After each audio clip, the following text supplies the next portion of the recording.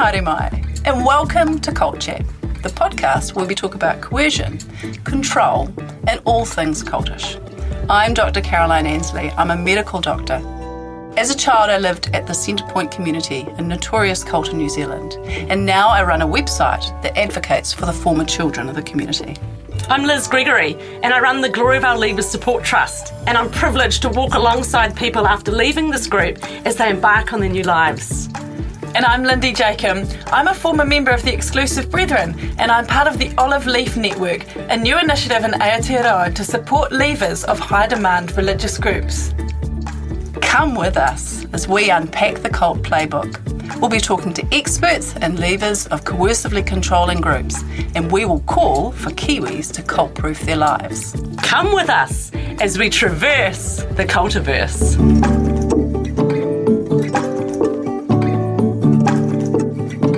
A warning, this podcast contains references to subjects and discussions which may be difficult for some people to hear. Please take care of yourselves and your whānau when listening.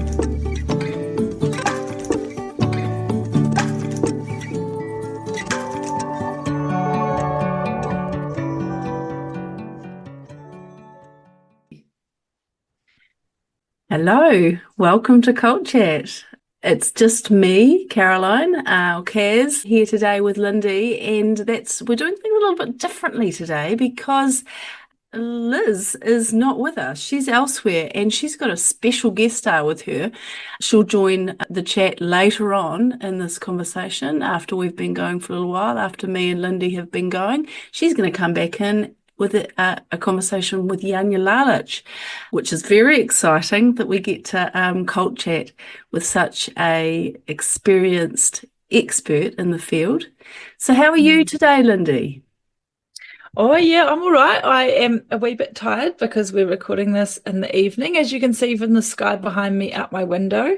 And I have just been at the first day of a week-long intensive course with Dr. Gilly Jenkinson. So yeah, there's like a small group of us doing the training, and it's going really well, started really well. It's exciting to be here. But because there's been like all these events, just because these experts, these wonderful people, Dr. Gilly and Dr. Janja, have been in the country, it means that there's just been like a bunch of events on the back, like straight after Decult. And so my brain is definitely a wee bit overloaded, but yeah, it'll be really cool to grab this moment to chat tonight about Decult and to pick out the highlights that stood out to us as we look back to share with our listeners. So some of our listeners may be listening for the first time ever or hear us on the radio and won't even know who Janja is, won't know who Gilly is, won't know what Decult is even. So maybe we should just sort of say, last week, and this will be airing in a week's time, I think. Last week, there was this amazing event called Decult, Cult Awareness Conference, Decult 2024, that was in Christchurch, the 19th and 20th of October. We've been advertising for ages, and it was all about getting experts and professionals and peer supporters and former members, survivors, all sorts, even the general public, people who are supporting people in cults like family members, getting them together in the same room, which was such a huge ambition. So the crowd was extraordinarily diverse, and get them together to talk about this really hard topic and the promotion around it. Well, actually, so many people said to me, whoa, the stuff on the news leading up to and after, full on. Did you notice that? Yeah, well, I think that's probably partly because the main organizer, Anka Richter, she's a journalist and an author, and she knows the media scene in New Zealand. So she's, probably been able to work some connections there. But I think, there is a genuine interest as well that, people in New Zealand, there is an interest in this stuff. And a testament to that was, I think was it around 250 people in person and more than that online, which is like a massive turnout for the first of an event. And it just shows you how many people are really interested in this topic. And, walking around connecting with people in the breaks and that as well, it was really evident the diversity of people there, all sorts of ages, all sorts of ethnicities, loads of men, which I found really fascinating because sometimes in the space of like therapy and stuff, there's sometimes more women than men, but there were loads of men there and a bunch of male therapists as well. So yeah, it was cool to see that diversity, and people had flown in from all around New Zealand as well. And Australia, there was some people from Europe as Yes. well.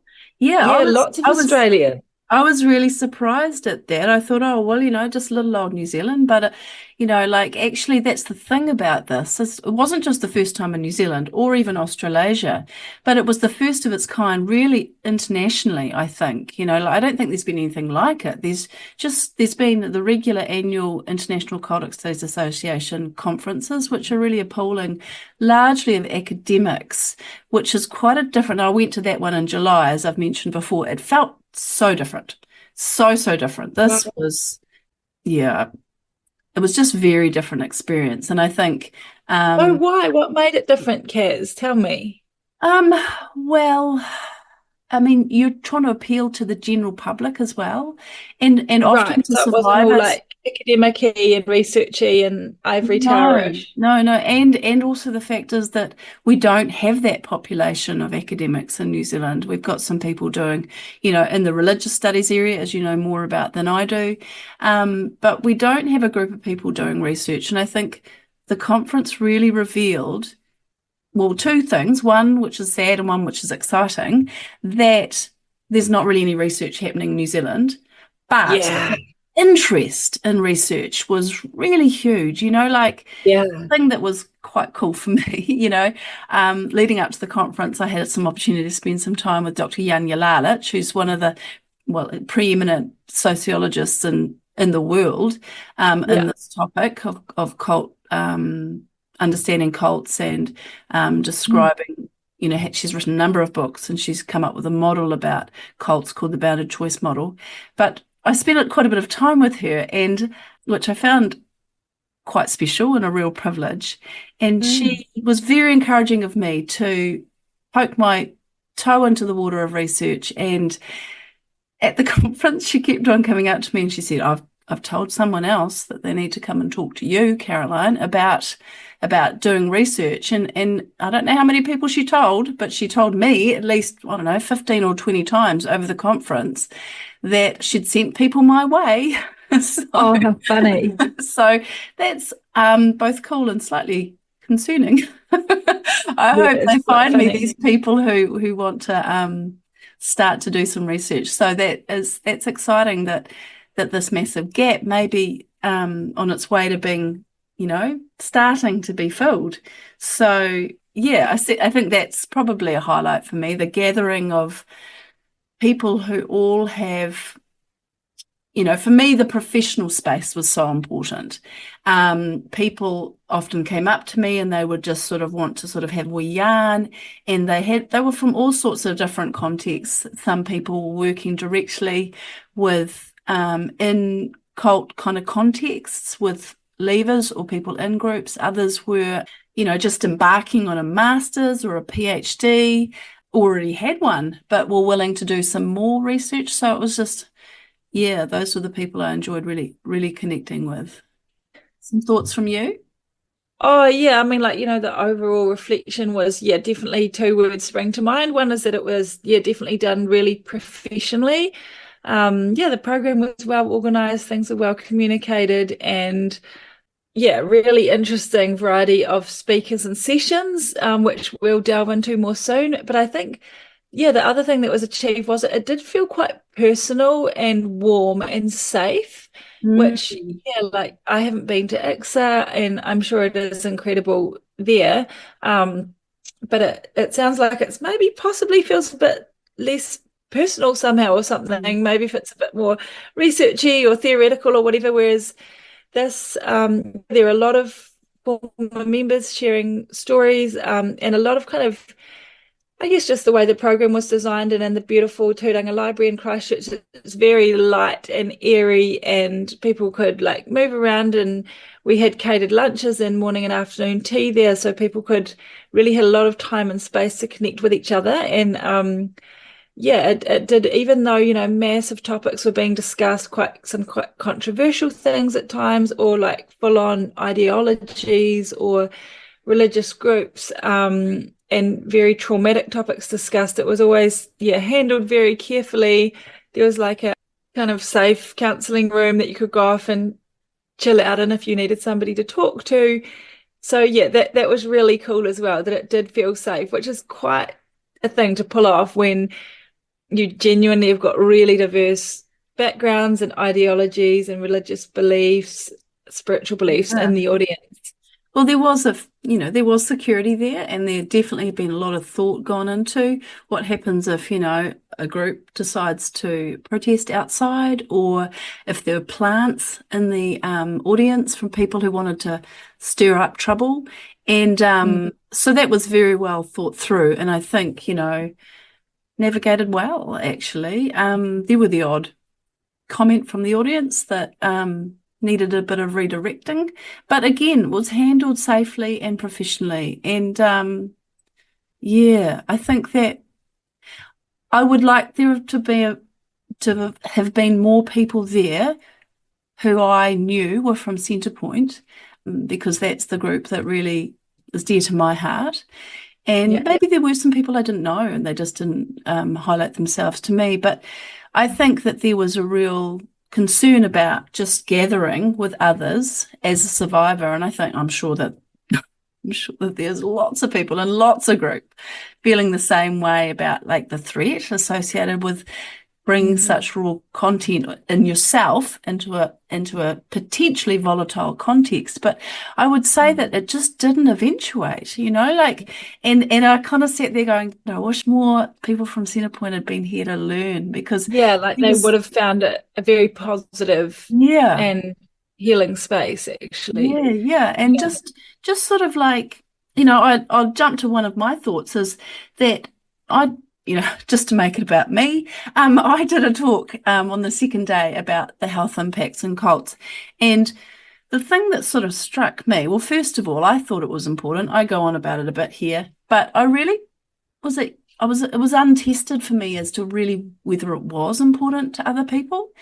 And the thing that sort of, it didn't immediately strike me because I was so sort of filled with adrenaline to do a public talk. But afterwards, I noticed that there was all these people sitting on the floor. And I was like, well, what are all these people doing on the floor? That's a bit strange. Why aren't they on seats? And then they were all lined up at the back. And then I heard later that they'd shut the door because the room had well and truly exceeded its mass. And people kept on bumping up to me later on going, I'm really annoyed I missed your talk. They sent us away. There was a big queue of us that weren't allowed to get in. And I was just like, whoa, this really matters to that's people. Right. Yeah, it's like that topic, and that topic was a huge amount of interest to people. Yeah. And so next year, I've said to Anka, next year give Carolyn like a main keynote speaker space, because it's so relevant to so many people, the physical impacts. Exactly. So, I mean, we've all got a body, right? And either we've got a body or we're caring for other people. Well, actually, we've all got a body. Whether we're caring for anyone else's body or not. But someone came up to me, I can't remember who, and they just said, thank you for just making this a topic, because by doing that you've validated that it's real, and I think I would say that in choosing the topics that were chosen, every one of them, by simply being in the program, said this matters. It really matters. And that's extremely validating for people who've gone through something and then had it just sort of diminished. Yes, that's so true. Yeah, and totally. I was thinking about the recovery focus that Jilly brought. Jilly Jenkinson's, Dr. Jilly Jenkinson's, who you're on your 5-day with right now, just the sort of repeated focus on that said, this is different from other therapy. There's a different journey to recover. And that again is one of those validating points in the conference. Yeah. Well, should we talk about some of the things in the program that stood out to us? Yeah. Go So for it. Friday night was like not technically part of the conference, but Friday night kicked off with a screening of the international premiere of the documentary called Witness Underground.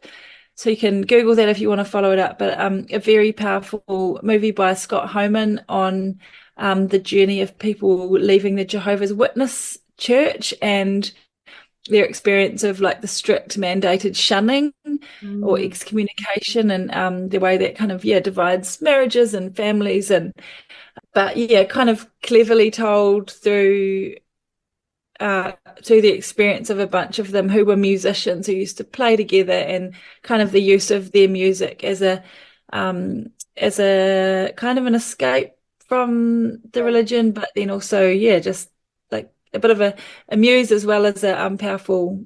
And and that reminds me actually of your little 1 hour at the end of the first day, actually, because that was all about Scott Homan's interview was all about creativity and the power of recovery, the intersection between creativity and recovery. And that's exactly what the story jam itself was so powerful because there was that opportunity for 4 to 5 minutes per person to be used as a creative expression from these survivors of what helped them to get well. So just to quickly explain what it is, we just had, I think, 8 people who each shared for 4 to 5 minutes from a variety of groups and experiences, just share like a snapshot. Obviously, you can't share your whole journey in that amount of time. So it was like a snapshot. And so somebody read from a memoir, somebody else read like a poem type thing, someone else showed a piece of art. And it was a really powerful way to just hear these snapshots of like the very human experience. And I think another powerful thing about that was that it came straight after Ulrika Scheiser. Not sure if I'm pronouncing her name Ulrika right. Scheiser. Yep, from Austria, Vienna. Yeah, but she's the amazing woman from what's it called? I've got to get the name right. Yeah, the Federal Cult Information Agency in Austria, which is like a government endorsed kind of, they do a bit of watchdog stuff, keeping an eye on groups, but they also, like, a key part of what they do is therapy with people leaving culty groups, and that really helps inform them at a ground level as well. So it was fascinating to go from her kind of high level talk of this is what an agency can do, and this is what the big problems we're seeing internationally, and then to like come bang, land it down home to like these people sharing these extremely personal stories from the trenches, from the ground was that was really cool. And oh my gosh, like I don't think we've got enough time to talk about everything in the program, Kaz, but just another snapshot. You wanted to talk about Andre Offermasaga. Oh yeah, I wanted to give a shout out to what an amazing MC he was. So yeah, he's just got some really helpful, I shouldn't say helpful, but some of his lived experience just create a lot of overlap with some of the kind of purposes and heartbeat of Decult. And so he wasn't just like an ordinary MC that facilitated things. He's a person who has like is gay and is now had been a pastor in the Seventh-day Adventist Church, and he's now a human rights and social inclusivity advocate. And so he was able to bring in kind of all these other lenses and his own lived experience as well of being in. And just how do you navigate those things? And he did a great job each time of kind of weaving together what we'd just listened to, and it made us all, I think, feel quite safe and in safe hands as well. Exactly, because there was this tendency, I think, I noticed amongst some people talking, to kind of make it about religion. And I think totally understandable if you have been abused in a religious setting to want to say, get it away from me. But he kept on coming back to, look, let's not throw out the baby with the bathwater. There are still people here who have found a way to have a healthy faith, and let's just focus on the culty controlling harmful aspects. And I really appreciated that too, because that was one of the concerns that, would it be possible for people to coexist, those who want to leave faith completely and those who want to hold on to aspects of it, even though it's not always about faith. We all know that. It can be a tennis club or a karate club or a yoga circle. Um, Yeah, but religion and spirituality often are used by culty groups, yeah, to are yeah, they weaponized, and yeah, so no, he was really good at, bringing in some conversations about that just as he went through with the emceeing. Yeah. yeah. I And yeah, want to. Janja Lalich had a keynote session, and so did Jilly Jenkinson. Janja kind of kicked it off for us with an overview sharing about cults. And I mean, she's 79 now. She's probably going to hate me going on about that, but I'm in awe of the woman. At 79, she's so intelligent and articulate and yeah, just so knowledgeable with standing up there and rattling Yeah. off all this stuff, giving a really excellent introduction to the kind of the culty world. And yeah, and then Jilly Jenkinson as well, just like again, someone who's now been working in this field for decades and is just an absolute gold mine of information about cults, about the impact on former Mm. members, current members, pathways to recovery. Like, yeah, they both smashed it out of the park, and it was such a privilege to have them here. It really was. Yeah, I really enjoyed that knowledge and expertise as well. Mm. I just wanted to mention one panel which I think probably will sit with me for the longest, actually, and it was extremely well attended. It was what's it was called? Rainbow Youth. It was at the in the afternoon of the second day, I think, and the room was packed again. And I think it had two former brethren and your cousin Craig Hoyle and Luke Hollis were former children in cults, and then it had Andre Afamasaga and Janja Lalich, just talking about what it's like to and the bit that hit me was when Janja talked about triple or quadruple stigma. And she read this bit out, and it's just I went and found it because it struck me so heavily. She did some research into former JW gay young people, I think, and interviewed 14, I think, of them about their experiences of being in the JWs and then leaving, and basically how that impacted them. And she said, with regard to this in her study, gay and lesbian JWs may experience a triple and in some cases quadruple stigmatization. First, they're stigmatized by society for being a JW. Then they're stigmatized by the JWs for being homosexual. And their innermost thoughts, even when they do not express their sexual orientation and deeds. If they decide to come out, at that point, they're stigmatized by society for being gay. So that's the third.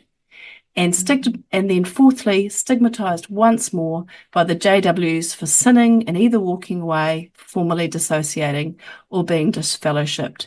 This tends to look like a no-win situation for the gay or lesbian JW. Mm-hmm.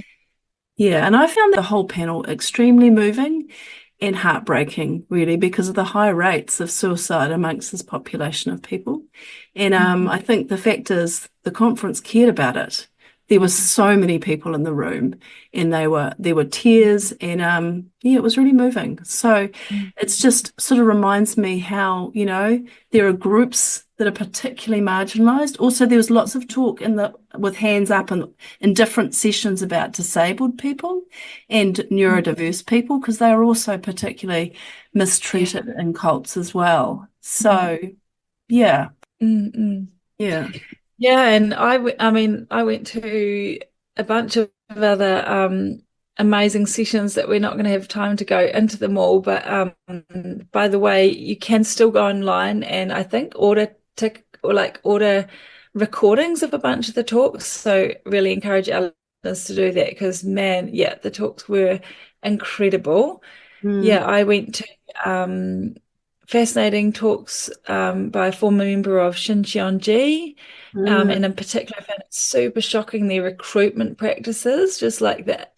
It's almost unreal levels of strategic manipulation and lying, very, very strategic, like finding all about a person, their likes and dislikes, that they had a dog die when they were 8 or that their grandparents were from this country, and then like using all that information to try and, yeah, like hook the person in or twist things to make it seem like they God had given them that knowledge when they'd actually found it out by Facebook Yeah. stalking, or, So just like hurtful. it's kind of terrifying recruitment manipulation strategies, actually. Mm. Went to a like full-on talk from Bex and Keela. Mm. Really interesting, but just really, really disturbing as well, who was talking about, it was titled Surviving and Suing Misa's Yoga Guru. And that's all about Misa International group that has a facade of being all about yoga, but they have been heavily involved with sex trafficking, it's alleged, and or like I think proven as well. So and they're like, actually the thing I took away from that actually was her saying, just keep on talking. I think someone might have asked and said, how do you bring around justice in these kinds of awful situations, and when it's really hard legally and internationally to pin someone down. And she was like, just keep on talking, just keep on talking, keep on talking, like don't shut up. And I thought that was quite helpful, actually. 2x2's Laura McConnell Oh, Conti, Australia. that was fantastic. I was in that one as well. Yeah. So she's at X 2x2, and they've been in the news a lot this year with FBI investigations of like terrible pedophilia and sexual abuse among them. And I think I've heard there's like between 1 and 2,000 of them in New Zealand, I think it's which, 2.5. oh my gosh, that's crazy. But yeah, they're like very secretive and just kind of live in house church or house sects, so they can go really under the radar, these types of groups. So it's great to hear from her. They don't own it. They don't have official leadership. They don't own property. They don't have a name, all these things that basically make accountability impossible for people who've been that's right. nowhere to go. You can't go up, you can't go wide, you can't go anywhere. So and then Rachel Lees shared about she was part of IBLP, the Institution of Biblical Life Principles, I think it is, something like that. And she's a Kiwi who was actually way over here in little old New Zealand, was sent over to be Bill Gothard in America, the leader of the group, his personal secretary for a year as a young woman, and experienced some pretty scary grooming behavior from him, sexually grooming behavior from him as a much older man than her in a position of huge authority over her and of spiritual leadership. Just really horrific. But that was a powerful talk. So I was just blown away blown away by the courage and resilience and tenacity of so many of these women, just like fighting to be heard, to be believed, to shine a light on these horrendous practices and groups and kind of abuses that have been hidden. So really in awe of them all. Absolutely. And now, over to you. What are some of the things that stood out? I think actually we've run out of time, so we need to leave enough time for Liz and Janja to have their talk about the conference. So we're going to have to sort of pass the rako or the baton onto our buddies who are currently in the middle of the North Island. So we're going to say ka kite anō and hope that the second half is as awesome as this conversation has been. Sounds good. Ka kite anō. Okay, bye-bye. Hi everyone, thanks Kaz and Lindy. I'm Liz Gregory and I'm delighted to introduce you to our guest all the way from America. We have Dr. Janja Lalich here. Now, you've been in New Zealand on a little bit of a tiki tour and you were invited to come along and be the keynote speaker at Decult, which is New Zealand's first sort of cult awareness conference. So welcome to New Zealand and welcome to the show today. I know you're on your journey heading back to flying back to the USA, and we thought we'd take this opportunity for one last chat on Cult Chat, although I don't think it will be our last chat on Cult Chat. I get the feeling you've fallen in love with our country. So please welcome. Oh, thank you, Liz. It's great to be here, and I've loved everything about New Zealand. Yeah, we've put on a little bit of rain a little bit of sun, and it sounds like we missed the snow down south. But look, we kept warm, didn't we? Because we were warm with friendship and fellowship over the last 10 days. Look, the conference, Cult Awareness Conference, Decult in Christchurch, how was that to be invited all the way from America, and what were you expecting of this conference? Well, you know, when Anke first invited me, of course I immediately said yes, and then afterwards I thought, oh, what have I done? But then she started advertising it already that I was going to be the keynote speaker, so I thought, well, I can't back out now. And thank goodness I didn't. It was an amazing conference. I don't even know where to begin in describing what it felt like for those 2 days.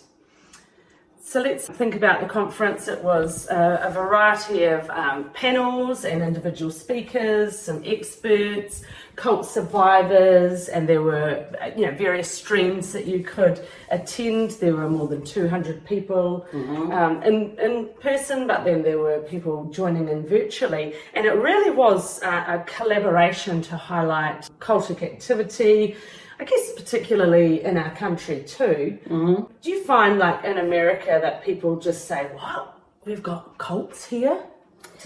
I think in America, people are beginning to realize again that there are cults. I think for a while people thought cults were a thing of the 70s, but then lately there have been so many things happening, cult leaders getting arrested and put in prison, and so many documentaries and shows.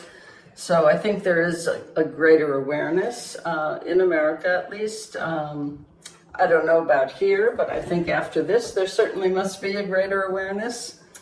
Yeah, I've got the feeling over the last year or two that there has been an increase, and I think that the timing of the conference was fantastic, and that it brought together a lot of collaborators. I mean, there were a lot of people from Australia who are working in the professional sphere, counsellors, therapists, Right.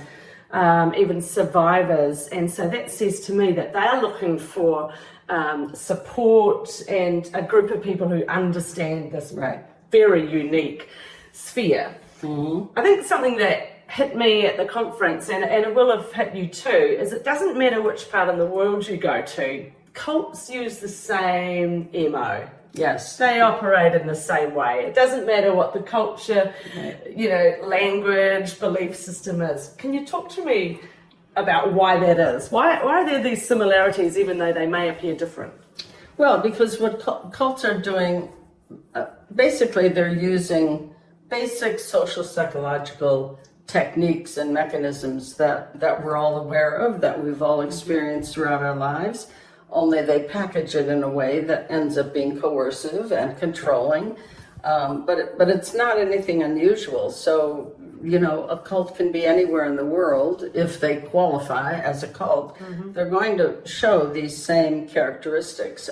And I think that's what's so interesting, because when you look at the patterns across these groups, they may call it something else, but they're doing the same thing, right?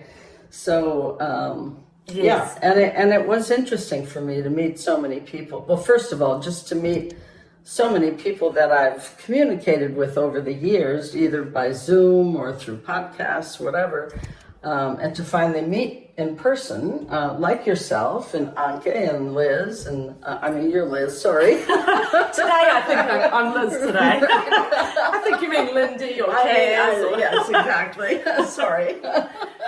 But yeah, so that was very exciting for me to actually be able to, hug someone and congratulate them in person rather than just across thousands of miles. Yeah, of course, all of those people were delighted that you would take time out of your schedule. You thought it was worth flying across from the other side of the world to offer your input and expertise. And look, at this cult conference, there were many sort of survivor panels, and there were representatives from Children of God, Shincheonji, the Tuba-Twos or the Truth, who are undergoing quite a lot of exposure at the moment. Thank goodness. Across the world. Exclusive Brethren, Centrepoint, some yoga cults, IBLP, Glory of Our, Jehovah's Witness, and more, I'm sure. And I think it really highlighted that in New Zealand, we seem to think cult and we just think Gloriavale blue dresses. But this problem is more pervasive than your average Kiwi recognises. And so I guess, have you seen this kind of collaboration happening before where all these multiple former members of cults and experts have sort of come together to meet, to begin more awareness? Is this an unusual effort? Well, you know, there are much smaller cult conferences in America, in England. You know, there's an international organization I belong to that has kind of small conferences in various European and Eastern European countries, but I have never ever experienced anything like this. I mean, the energy and the safety that was created for this particular conference, I just found it astounding, and the panels were so interesting. And as you know, the panel with the Gloriavale survivors, that one just tore me up. I mean, I left the room just sobbing. And, you know, I've heard stories over the years. I've been doing this 38 years, but the Gloriavale situation is just so beyond the pale. I saw a lot of people quite teary and moved, and people were nodding, and I found it interesting because the Gloriavale panel this time wasn't an exposure of poor Gloriavale behaviour. I feel like that's been done in the New Zealand sphere. It was called Where To From Now. And I think what I noticed was this, we had survivors, Pearl Valor and Virginia Courage, myself and one of the lawyers, Dennis Gates, on that panel, and we were really looking at this forward, where to from now. Yeah. And I think people were really taken aback by what Dennis Gates presented Absolutely. on the screen. Can you? Yes. So I had met Dennis and the other attorney the night before when we all went out for dinner, but his presentation was, it was stunning, it was heartbreaking, it was shocking to realize how so much has already been exposed, and yet very, very, very little has been done by the New Zealand government, by law enforcement, other authorities, and it was just like, my gosh, what more will it take to hold the leaders accountable in that group? Because some government officials would say a lot has been done. There's been oversight, there's been monitoring, we've been working in there, we've been trying to create safety for children, and I can accept that some of this has occurred in some areas. But when I think of the entirety, I think like 8 years ago when some of that work began, there are still children in there living, entrapped in a servitude sort of mindset, in a group that diminishes them as a person, that doesn't build them up and to become critical thinkers or for self-autonomy. There's still a very much indoctrinated view around what the group is and what they want to be. Right, yeah. I mean, cults don't change themselves, I mean, for any good. I mean, they're never going to change within. As long as the same leadership is there, as long as it's not just completely busted up, they may try to appease the authorities by doing a little thing here and a little thing there, but the level of control that still exists and the weaponization of the belief system and the practices is still going to be there, and that's not going to change. They're never going to change from within. That doesn't happen. And obviously there's a lot of fracturing within Gloriavale, but what's happened is people have gone in and grabbed their own control back. You know, some family units have actually, done that. And so that has created some instability in there, but I just know that they're not enjoying, the leaders aren't gifting people's freedom back to them. They're kind of having it taken one way or another. And so I guess the heart change that we want to see is that they will let people go without that judgment and that condemnation, and that people will flourish. So it was a really interesting panel where Dennis Gates was putting up information. I think the most shocking piece of information he put up there for me was a statement inside a government working group on Gloria Vale, 2015, and it said that the job of the working group, one of the jobs of the working group, was to ensure that the governance group above, which was still government officials, that there was sort of mitigation of risks to the government's reputation. Right. I mean, that was the government leadership. That was shocking for me, because I don't think it's the sphere of one group of government to protect the next group of government above them from reputational risk to the government over their handling of Gloria Vale. Right. Sorry, that to me was utterly shocking.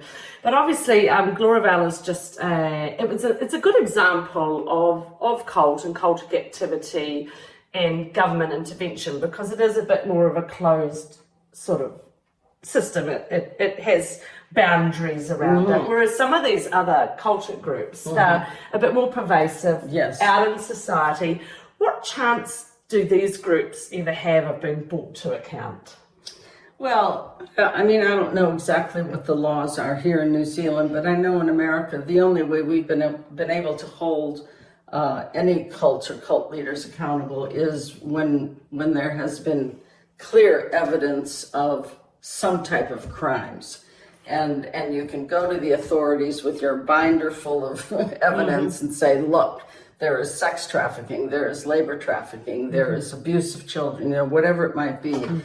And even then, I know in the United States, it takes years. It takes years and years. And even with trying to push the FBI, some of the other, the Attorney General of the state, whatever, and I don't know if it's just that they're so slow, or they still don't quite believe. They just think, oh, you're just exaggerating, or oh, this is just one little thing happening over there. But we have held accountable two very important groups in recent years, with Keith Raniere and the NXIVM group, and the what was called the Sarah Lawrence cult with the Larry Ray, who was the leader there. And both of them were put on trial and held accountable. And especially Keith Raniere's trial was very, very well publicized, and I remember thinking, oh yay, maybe cult leaders will realize it's not such an easy ride anymore. But it still takes time, and it's still, I can count on one hand, how many of those groups have really been held accountable. And often what happens is, maybe that leader will get convicted, but there will still be believers, and then new leadership will just rise up, and it still continues. I think that's the concern, isn't it? Something that you've just pointed out there, Keith Raniere with NXIVM, this was a business cult.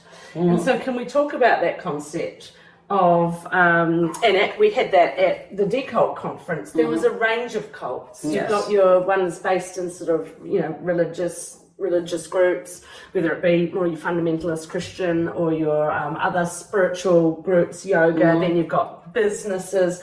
What is it about the cloak that a cult assumes versus what's really going on? What's at the heart of what's going on? Well, but what's at the heart of what's going on is coercion. And basically, if a cult is rather new and they're just recruiting new people, there's obviously going to be a lot of deception. People don't really know what it is they're joining until they get in. It's too late. There's almost always financial exploitation, working people long hours for nothing.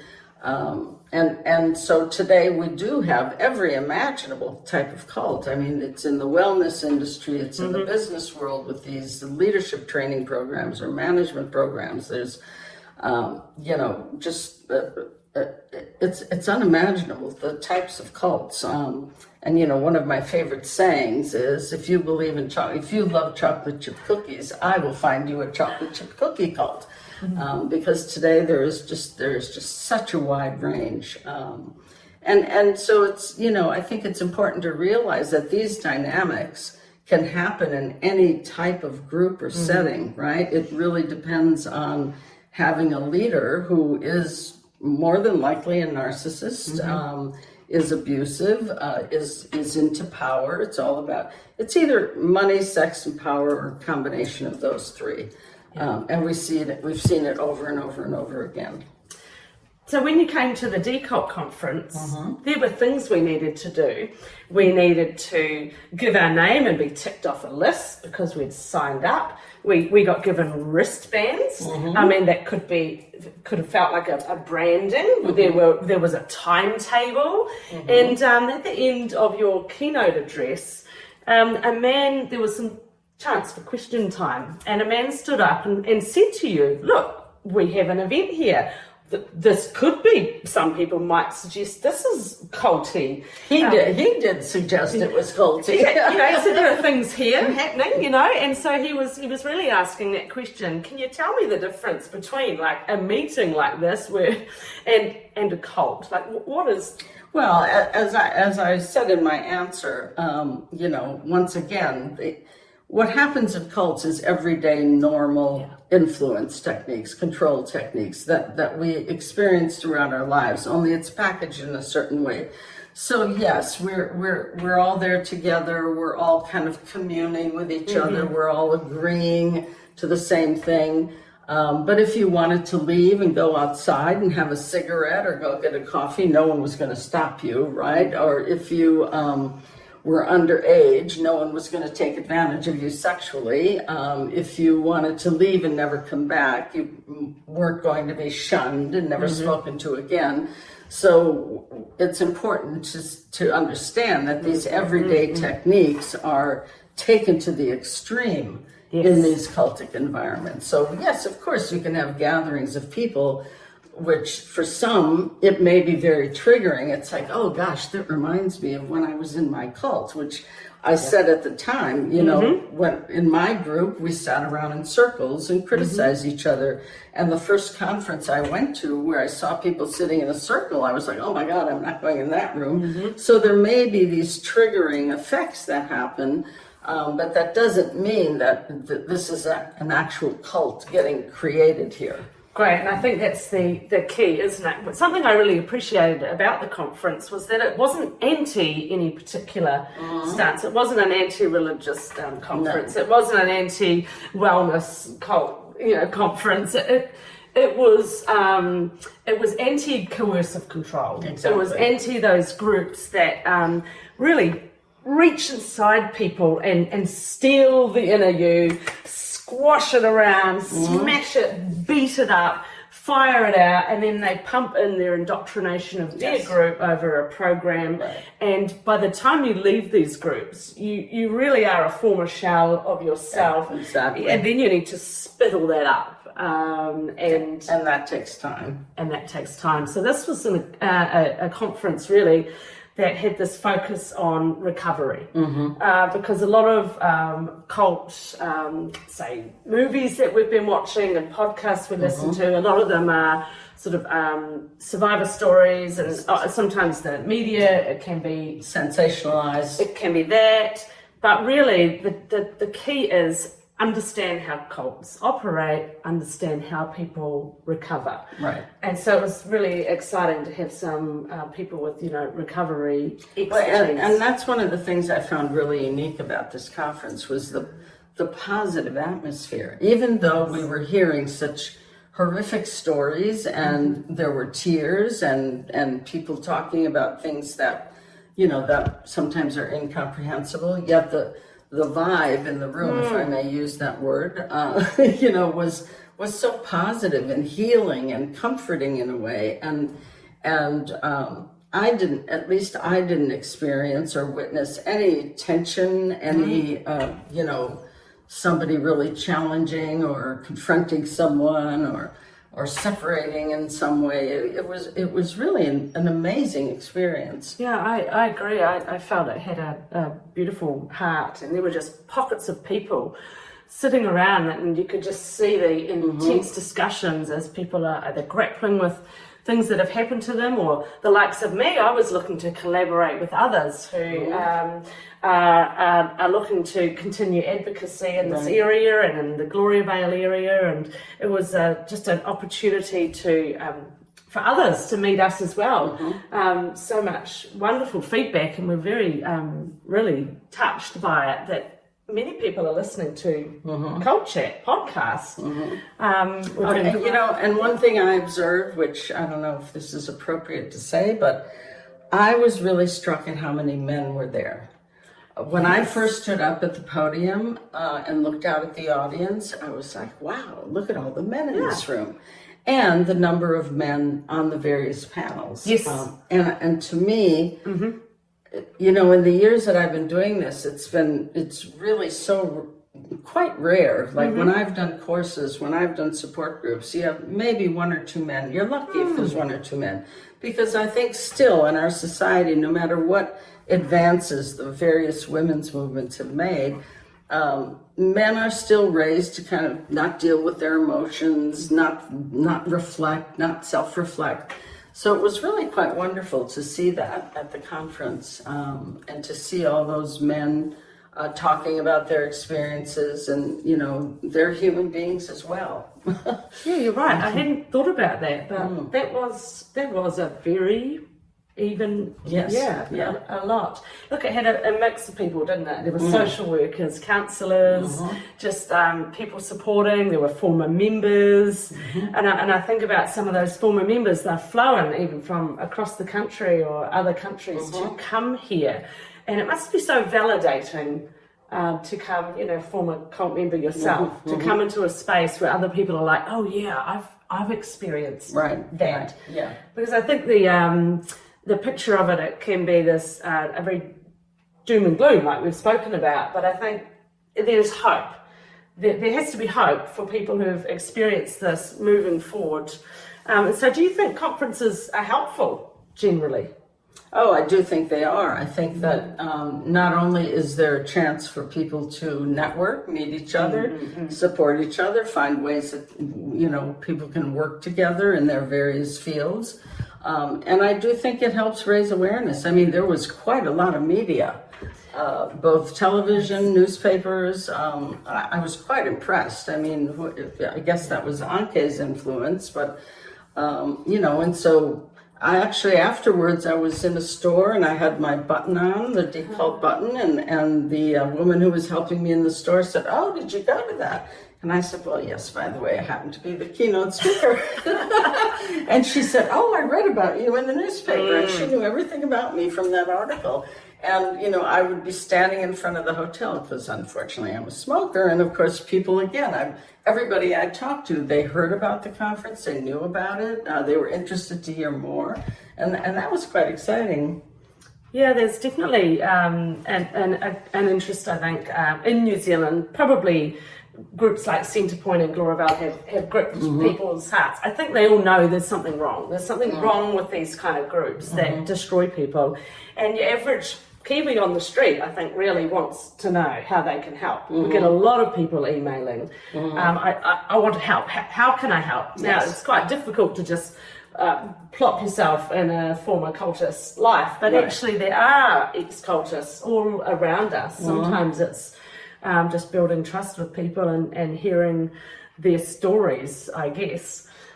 So, well, let's see. I mean, there may have been some suggestion that, you know, you were heading into retirement, but I see a wee fire in your belly. So shall we put that one aside, shall we? Let's correct that narrative here. I mean, you've had personal experience of a cult. You've spent your life devoted to, you know, doing research. You're Escaping Utopia Research. That's the book you've created from it. It's a very powerful book about the impacts of cults. And children. On children. I mean, incredible. Your work, Take Back Your Life. Did you have someone come to you and compliment you about your book? Well, many people did, but there was one person in particular who said, you know, when I first left my cult, I don't know how, but I found your book. I've carried it around with me for years. I show it to everybody. And I mean, that to me, that's still, I mean, I get little heart flutters, you know, when I realize the reach of my work. And I think I never really realized it until I was at this conference, and people from New Zealand, from Australia, from wherever, people on Instagram here and there, who, you know, people who were watching the conference virtually were also posting things. And it was just like, Wow. So I could retire if I wanted to, but I don't know. I think I've probably got a few more years left. I would say so, yeah. And I know that, your book, Take Back Your Life, it has saved people's lives. Thank you. And so that's a precious thing for you to take away. Oh, I think the most stunning one for me was the woman from Australia who'd been in the Branch Davidians, which is an American cult back in the 90s. And she was saying, she got, that book, Take Back Your Life, initially, the first edition came out in 1994, which is right when the Branch Davidian compound, exploded and all of those people died, and that woman's sister died there. Oh, she's a Kiwi, a New Zealander. Oh. Not an Australian. Oh, I thought she was Australian. No, she's... Poya. Yeah, Poya, yes. So she's actually a Kiwi. Yes, and when she said to me, way back then, she got my book and how much it helped her, and I was like, oh my gosh, it was just, I cried a lot for those 2 days, I have to tell you. Well, we thank you for, pouring out yourself, coming to New Zealand, encouraging all of us in the work we do. We all need more expertise. I love the way at the conference you were really calling, and others were for more research to be done. Mm-hmm. How essential is the research? Oh, very essential. I mean, there are lots of memoirs out now, which is wonderful, which is good, where people can read about how someone experienced this vast array of groups. But in order to really make an impact, I think within governments, within the legal realm, we do need to have grounded research. Mm-hmm. So the more research that can be done, and if it can be done collaboratively, even sometimes that's better. But yes, we still have a great need for research. Yes, and I think that you've lit a fire. There's a fire been lit in a few people's bellies, and I hear them already talking about some of the research that needs to be done. Oh well, we'll wrap up this part of our episode, and I want to thank you for taking the time to share of your expertise and to talk with us today on Cult Chat. Enjoy the rest of your little tiki tour around New Zealand. Thank you. I'm off to Hobbit Land. Oh. All right. Well, thanks everyone for joining us for Cult Chat today. Don't forget to like us on our social media platforms, share information around about how people can listen in and read about our resources on various websites, Olive Leaf Network, Glory Bar Leaver Support Trust, Centre Point Restoration Project. There are many groups now collaborating who are heightening awareness of cultic activity and how we can recover. Thanks again to Plains FM for the work they do in supporting us over the airwaves of New Zealand. Bye everyone.